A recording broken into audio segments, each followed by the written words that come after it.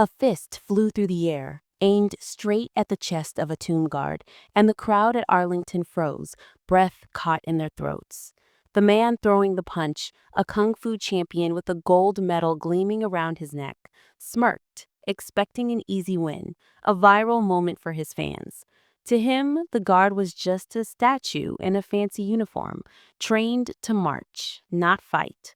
But what he didn't know, what no one in that stunned, whispering crowd could have guessed, was that the tomb guard, standing silent before him, had faced enemies in war zones most only see in movies. And in one swift, devastating move, the guard was about to teach a lesson that would echo far beyond the marble steps of the tomb. Before we dive into the story, where are you watching from? Let us know in the comments. And if you believe that values like honor, courage, and sacrifice still matter, join us in keeping their legacy alive. The sun hung low over Arlington National Cemetery, casting long shadows across rows of white headstones that stretched toward the horizon, like silent soldiers standing at attention. The air carried the crisp bite of a Virginia autumn, and the faint rustle of leaves mingled with the steady, rhythmic click of polished boots on marble. 21 steps, a pause, a precise turn. Another pause, 21 seconds of stillness. Then 21 steps again. The tomb sentinel, Sergeant Marcus Hale, moved with mechanical precision, his M14 rifle resting on his shoulder, its bayonet glinting in the fading light. His uniform was flawless, every crease sharp enough to cut glass, his face an unreadable mask of discipline. This was the tomb of the unknown soldier, a sacred monument to America's fallen, guarded day and night since 1937. To the tourists gathered beyond the velvet ropes, it was a solemn spectacle. To Marcus, it was a duty heavier than the rifle he carried. Through the crowd strode Lee Wei Alex Chen, his championship kung fu belt slung over one shoulder, catching the sunlight like a badge of victory. At 32, Alex was a San Francisco native, born to Chinese immigrants in the heart of Chinatown. Now a martial arts legend with 5 national titles and 2 international golds. His black tracksuit, embroidered with the dragon logo of Chen's Dragon Gate Academy, clung to his athletic frame, and his 4-man entourage trailed behind their matching gear, screaming confidence. Mike, the cameraman, hoisted a sleek camera ready to capture educational content for Alex's 1.2 million YouTube subscribers. The others, Jake, Tony, and Chris, were top students, each a black belt, their presence amplifying Alex's aura of invincibility. Tourists parted instinctively as he approached, some recognizing him from viral fight clips, others just drawn to his swagger. Alex stopped a few feet from the velvet rope, hands on hips, studying Marcus with the critical eye of a fighter sizing up an opponent. The crowd, families, veterans, school kids on a field trip, watched curiously, sensing something brewing. Alex's voice cut through the quiet, loud and confident, pure California cool. All right, folks, gather around. You're about to get a lesson in real martial arts. He gestured at Marcus, who continued his march, eyes fixed forward. Look at this guy, standing like a statue, rifle weighing him down, no mobility. This is ceremonial stuff, not combat readiness. In my dojo, we teach movement, power, flow, real fighting skills. This, he smirked, shaking his head, this is just for show. The crowd stirred. A mom from Ohio pulled her kids closer, whispering about respect. An older man in a Vietnam vet cap frowned, arms crossed, but a few teenagers nodded, phones already out filming the scene. Alex's entourage grinned, egging him on. Show him, Alex, Jake called out, his voice carrying over the murmurs. Let's see that kung fu stance. Alex dropped into a perfect horse stance, knees bent, arms coiled like springs, his body radiating controlled power. This is how a fighter stands, he said, loud enough for the back of the crowd to hear. Balanced, ready to strike or defend in any direction, not locked in place like some museum piece. Marcus marched on, his steps echoing in perfect rhythm. Click, click, click. His face didn't twitch, his eyes didn't waver, but the air around him seemed to tighten like a coiled spring under pressure. Alex circled closer to the rope, his movements fluid, almost theatrical. He launched a high side kick, stopping inches from the air, the motion so precise it drew gasps from the crowd. See that? That's Kung Fu, rooted in centuries of Chinese tradition, perfected in the ring. I've taken down world champs in under a minute. This guy, he gestured at Marcus again, he's trained to march, not fight. Big difference. A woman's voice cut through the tension, firm but warm like a school teacher who'd seen it all. Young man, I'd suggest you rethink your approach. The tomb guards aren't what you think they are. Colonel Rebecca Ford stepped forward, her silver hair tucked under a volunteer Gus cap, her posture screaming military, even in civilian clothes. At 65, she was a retired Marine and one of the first women to serve as a tomb sentinel decades ago. Her eyes locked on Alex with the calm authority of someone who'd faced worse than a cocky martial artist. These men are active duty soldiers, she said evenly. They've seen combat, trained for it. That stillness you're mocking, it's discipline, not weakness. Alex flashed a grin, undeterred, his confidence unshaken. With all due respect, ma'am, I fought in full contact matches across 3 continents. I run 5 dojos, train NFL stars, even worked with a few actors you'd recognize. He topped the gold medal hanging around his neck, won in Shanghai last month. I know combat. This, he pointed at Marcus, now pausing at the end of his march, this is parade stuff. No offense, but it's not in the same league as what I do. The crowd was growing, drawn by the spectacle. A dad in a Patriots jersey whispered to his son, "This guy is going to regret this." A group of college kids snickered, one muttering, "Dude's got guts, I'll give him that." Mike zoomed in with the camera, capturing every word. "Content gold," he muttered to Jake. Alex raised his voice, playing to the audience like a ringside announcer. "All right, let's break it down. In Kung Fu, your stance is your foundation. Weight distributed, knees bent, hands ready." He demonstrated a series of forms, cat stance, crane kick, each move flowing into the next, a display of athletic artistry honed over 20 years. "Now look at our friend here." He waved dismissively at Marcus, feet together, hands tied up with that rifle, center of gravity all wrong. In a real fight, he'd be done in seconds. Colonel Ford's eyes narrowed, but she kept her tone steady. "You're standing on sacred ground, son. The tomb honors soldiers who gave everything, men and women who didn't come home. These guards, they're not just standing there. They're trained to protect this place and everything it represents." Alex shrugged, unfazed. "I get the symbolism, ma'am. Respect to the fallen. But from a combat perspective, this stance is a liability." He turned to the crowd, his voice rising. "In my world, stillness equals defeat. Movement equals survival. Let me show you." He stepped closer to the rope, ignoring a security officer who'd appeared at the edge of the crowd, radio crackling. Alex launched into another sequence, a flurry of punches and kicks, each stopping just short of imaginary targets. The crowd was hooked now, some cheering, others shifting uncomfortably. A kid in a Spider-Man shirt tugged his mom's sleeve. "Is he going to fight the guard?" The mom shushed him, but her eyes stayed glued to the scene. "Keep rolling. This is going viral." Then to the crowd, "Let's talk structural integrity. A good stance holds up under pressure. A bad one." He glanced at Marcus, who just completed another turn, rifle steady. "It collapses." The security officer, a stocky man with a crew cut, moved forward. "Sir, you need to step back. Maintain distance from the sentinel." Alex waved him off, his tone hardening. "I'm almost done here, just showing the folks what real combat readiness looks like." He dropped into a fighting stance, eyes locked on Marcus's chest, calculating angles like he was back in the ring. "In Kung Fu, we protect our weak points: chest, solar plexus, knees."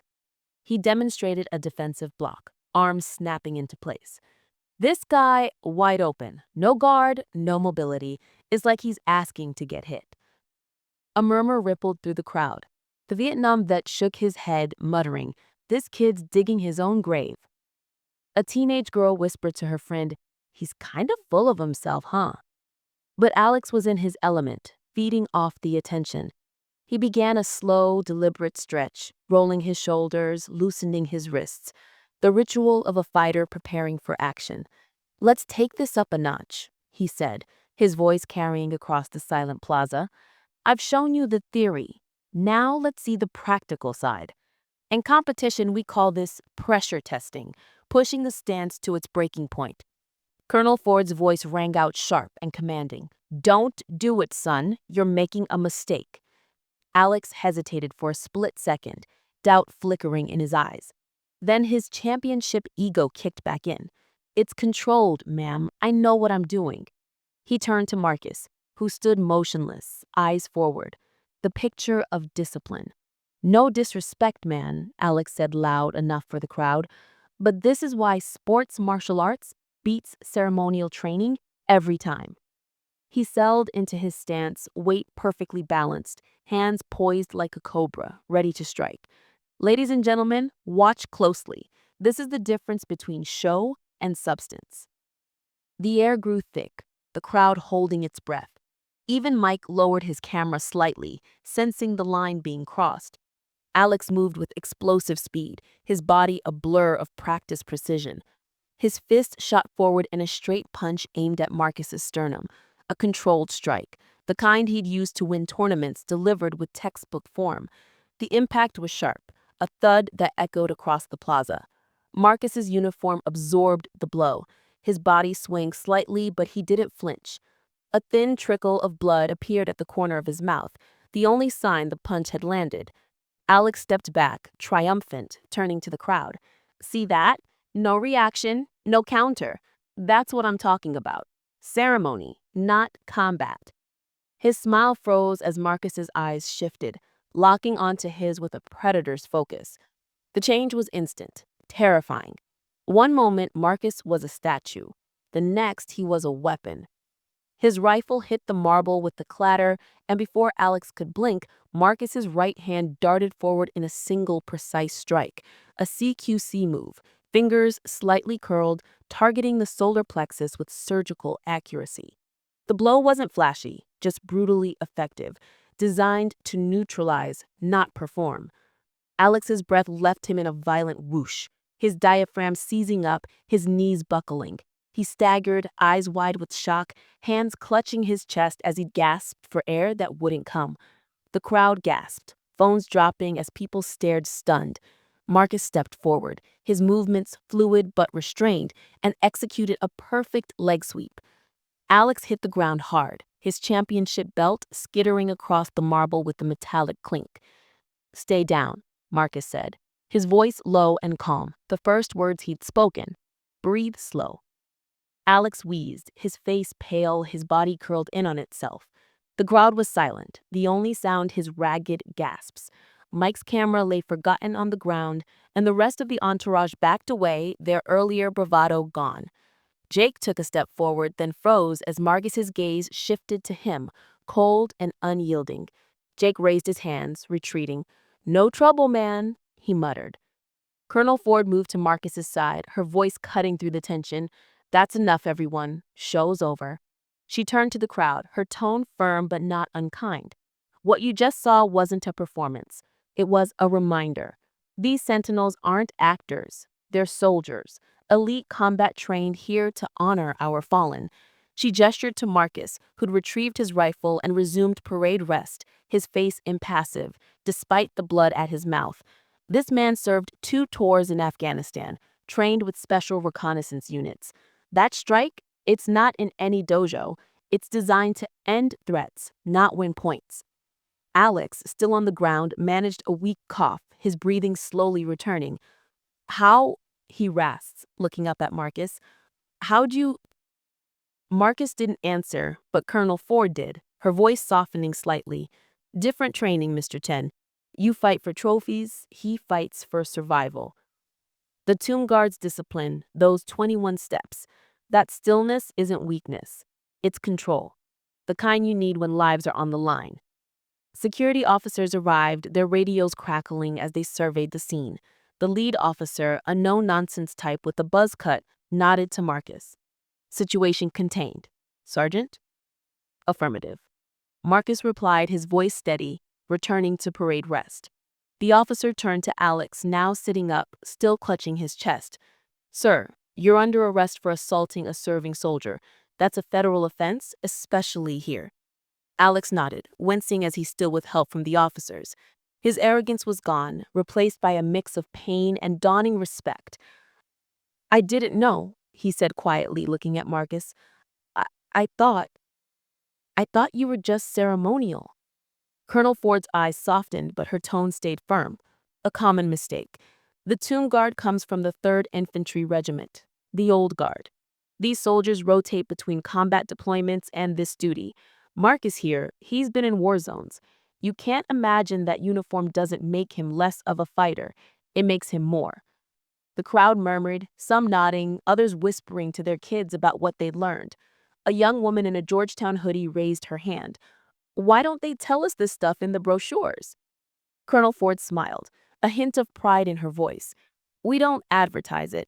The tomb speaks for itself. But every sentinel is a volunteer, vetted for exemplary service. Less than 20% pass the training.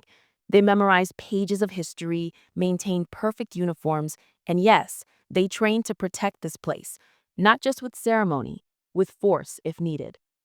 Alex, now steadier, looked at Marcus, who stood at his post, eyes forward again. That strike, he said, his voice harsh but sincere. I've never felt anything like it. 15 years in the ring, full contact matches. Nothing comes close. Marcus didn't respond, but Colonel Ford spoke for him. It's not about points, Mr. Chen. It's about precision. One move, one result. That's military training. As the security team prepared to escort Alex away, he paused, turning to Marcus. For what it's worth, I'm sorry I misjudged you. Badly.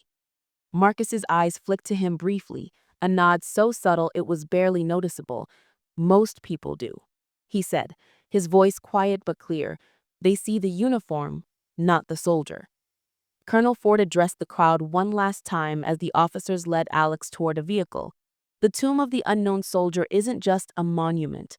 It's a promise to honor those who gave everything, no questions asked. The sentinels embody that promise, their discipline, their silence. It's not for show. It's for them. She gestured to the white headstone stretching into the distance. And for us. Alex, now in the back of the security vehicle, looked out at the tomb, his expression a mix of humility and realization. He'd come here to prove a point, to show the world his kung fu was unmatched. Instead, he'd learned something deeper about respect, about sacrifice, about the quiet strength of those who serve. As the vehicle pulled away, he muttered to himself, I've been fighting for medals.